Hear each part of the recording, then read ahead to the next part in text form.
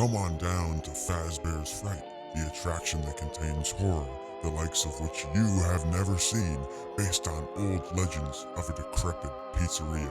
So come on down and call now to book your spooky tour filled with fun, twists, and above all, horror. Fazbear's Fright is not responsible for any injury, dismemberment, or death throughout the attraction. Patron discretion is advised. How's it going, everyone? Welcome back to SavageSkull, and welcome back to our Five Nights at Freddy's in Hindsight series. We've already covered Five Nights at Freddy's and Five Nights at Freddy's 2 in this series, and I really highly recommend that you go back and watch those videos as well as this one. Alright, Five Nights at Freddy's 3. While still riding the massive hype train that Five Nights at Freddy's, Scott Cawthon knew he had to make another game for the series.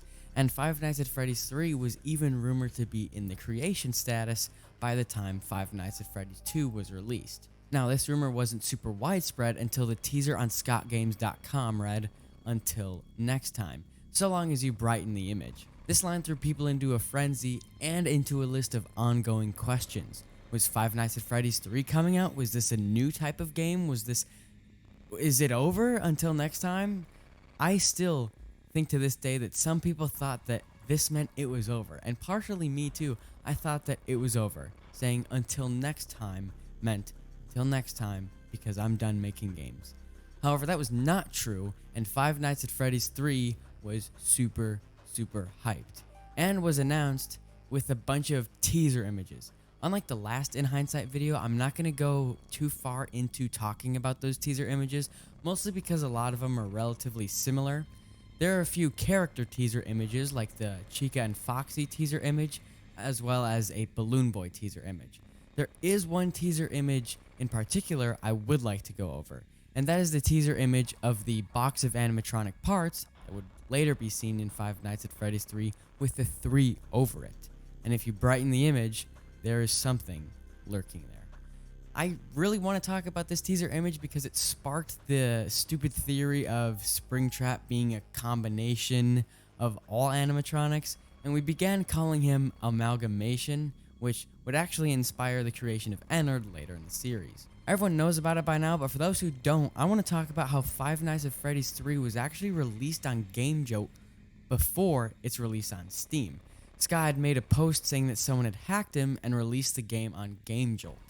Opening the game doesn't look like much, but if we actually play the game, we could see that it was a troll. Fortunately for everyone, Five Nights at Freddy's 3 would not have to be waited for much longer, because just like the other two, ahead of schedule, Scott released the game.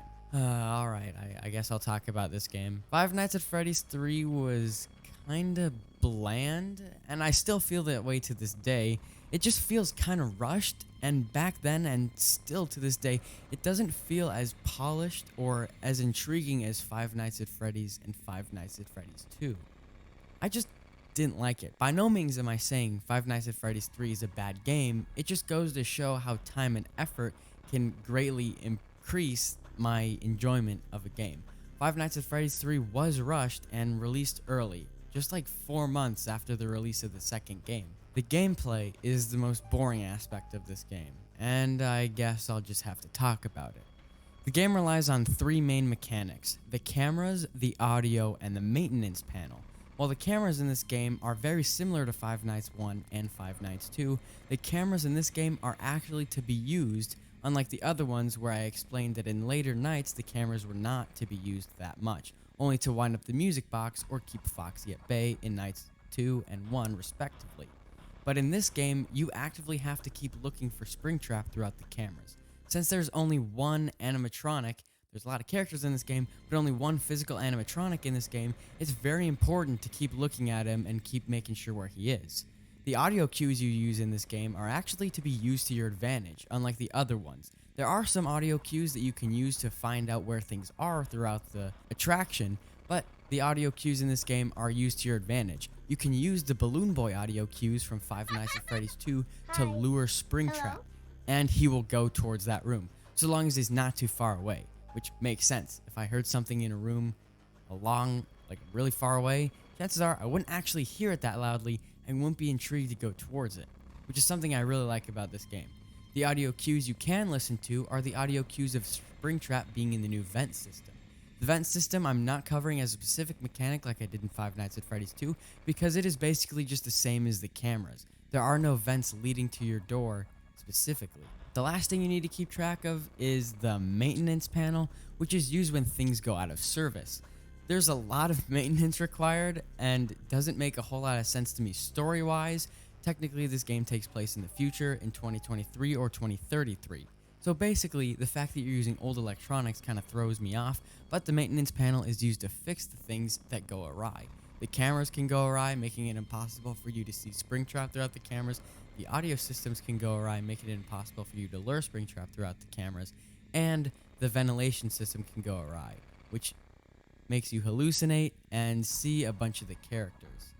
Okay, I'm going to talk about the characters in this game now. The characters in this game aren't that great. I'm gonna be honest, and the designs is even less so.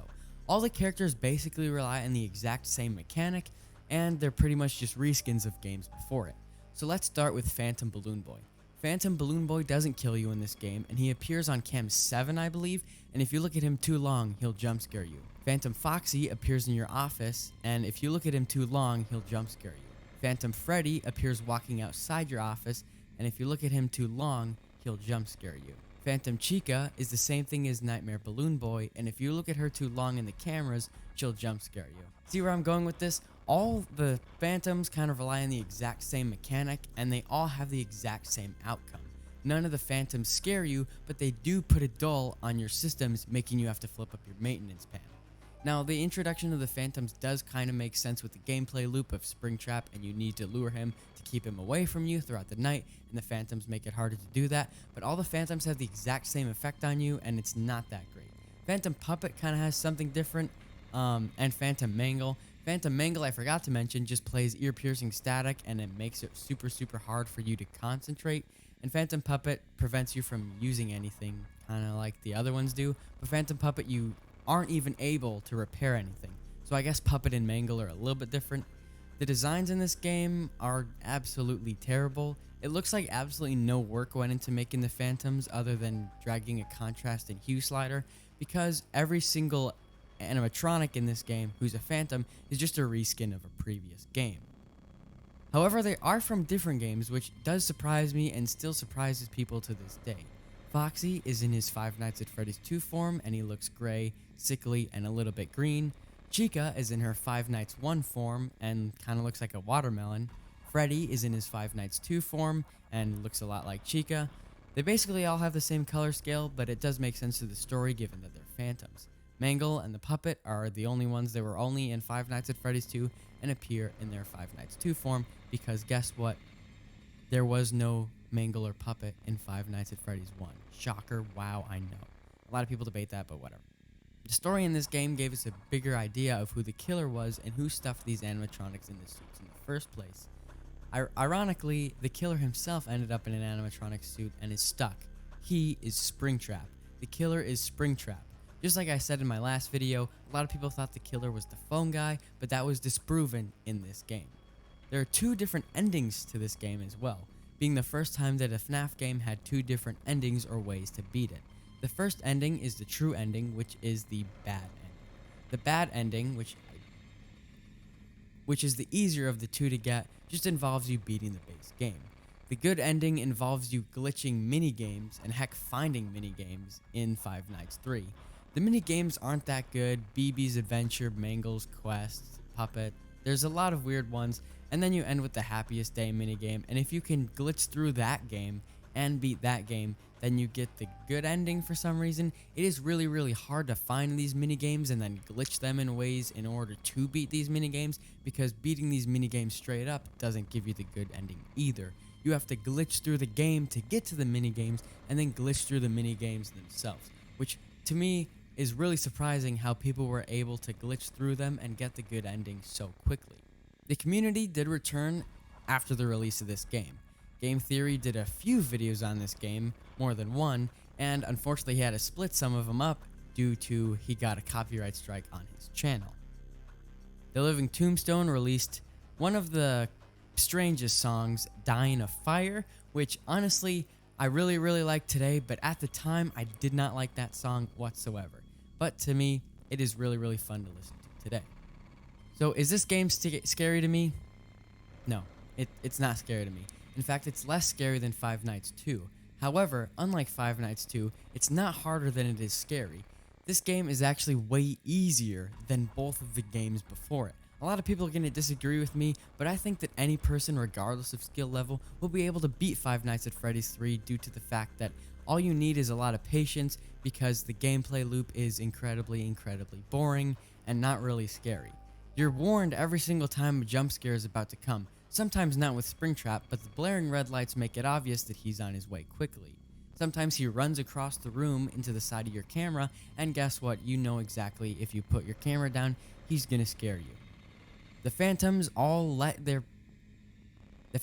their presence known and then jump at you after you've looked at them for a long time.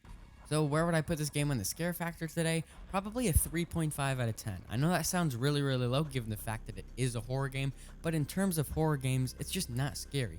It doesn't have psychological horror, and it doesn't have jump scares that make you flip your screen over like the first two did. It just lacked scariness despite it being placed in a horror attraction.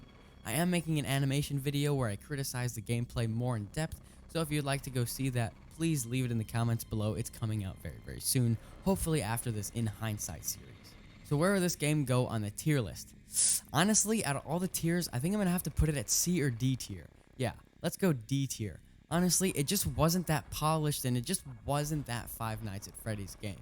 While there is a really cool character, Springtrap, his design is super cool, the only thing that this game has riding for it was the hype train that led it up in the first place. This game definitely would have been rushed if there was only half the sales of the second game, but honestly, I think that this game still deserves a place on the tier list, and I'm not going to be putting it F because that's just an injustice. So I'm going to be putting it D tier just to remind everyone that this game was a little bit rushed and not to my liking. Now, as we go further along in the tier list, you'll see where I'm coming from because I have it already set up.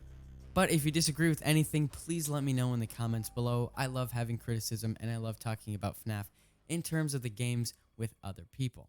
So, if you liked this Five Nights at Freddy's 3 In Hindsight video, please give it a like. Don't forget to subscribe to my channel. I'm SavageSkull, and I'll see you on the flip side.